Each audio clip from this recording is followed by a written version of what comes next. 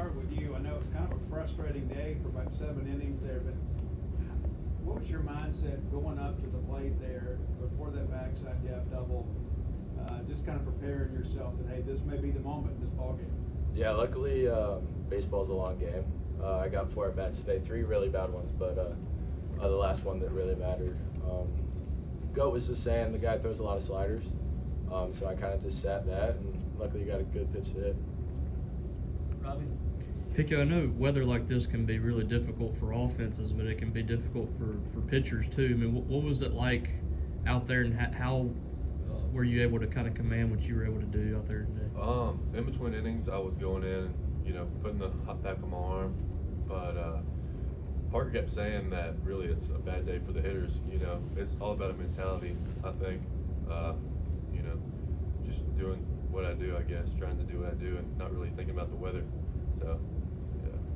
Benjamin? A couple parts to this one. First, does the frustration just start to build in the dugout offensively when you're coming off a shutout loss on Tuesday, and then getting carved up a little bit by their freshmen? And then were you just sort of happy to see somebody else coming out of their bullpen for your last at bat there in the 8th? I mean, yeah, our offense hasn't been exactly what we have wanted, and you can feel a little bit of tension building, but we have the best coaches in the country, we have the best hitters in the country, and it's only a matter of time until it starts clicking. Steve? Pico, everybody sees you kind of mild-mannered. I think we were at Sanford last year when you were screaming at the guy to get in the box, and then today you're out there pumping your fist, kind of showing some emotion. How have you become so comfortable maybe letting the competitive side of your personality kind of come out of duty? I think it's just confidence and trusting, what I've done or the work I put in.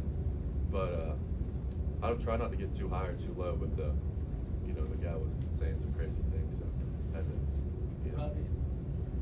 Pico, you still got a long season to go, and you're going to face some really tough teams, but you are kind of the guy, the Friday night guy for this team now, and that takes a big jump. But what do you think has been the biggest adjustment for you getting into that mode that you are going to be the guy that goes out there first this year?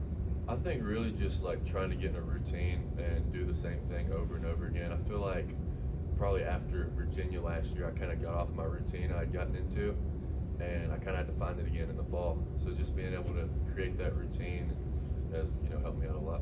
Doug? Pico, you went out there in the 7th, had 82 pitches in.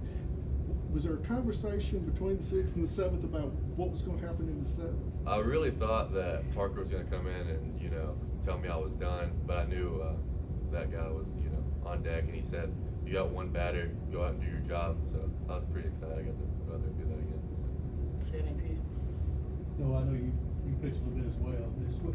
How do you appreciate what Pico does, the command he showed the last 2 hours? I've faced him plenty times, so I know how hard it is to face him.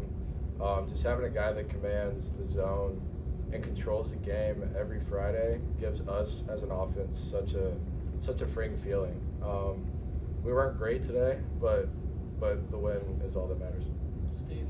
Kind of along those lines, I know you've seen a couple of good pitchers this week, and you're going to see as good or better in the SEC. When you're having those innings where it feels like everybody's scuffling, what is kind of your role in the dugout, or do you need to say anything when these games are kind of stalemate a little bit? Yeah, I mean, we have really good coaches. Coach Kohn and Coach Lem are always on us, just making sure we stay locked in. It only takes one inning for us as an offense for us to really get it going. Luckily, we got it done in the 8th there, and we're able to pull away with the win. Steve? Yeah, along those lines, so you mentioned Coach Gotro. What does he do pregame to kind of get you guys prepared for pitching staff and maybe in-game adjustments? What's that aspect conversation like? Yeah, so we go over every pitcher, usually the starter and 3 or 4 pen guys, and we find what their best pitch is and how they're going to attack us, whether we attack a certain pitch or attack zones, or whether we move up in the box, move on the plate, whatever. We're going to find and do anything that we can to win. Benjamin? Yeah, Pico, I know it can be difficult to strike out as many as you have without issuing any walks, but you're 22 strikeouts and no walks so far through your first 2 starts. So how have you sort of just been able to maintain command of all your pitches and be accurate and still keep them off balance? Just working with Coach Parker, I would say, just trying to be consistent with my mechanics, and throughout the week I'm really trying to fine tune everything. So once I go out there, I'm not really thinking about it. I'm just kind of doing it. As a hitter yourself, I'm sure you've found yourself watching Lucas and kind of his actions and things like that. What impresses you about him as a young guy to come in there? I know Coach Lamonis wasn't happy with his last bunt attempt, but 4 hits in his last 2 games. What really impresses you about him, what he does? I think the biggest thing is just how composed he is. It's like he's been here like 2-3 years already.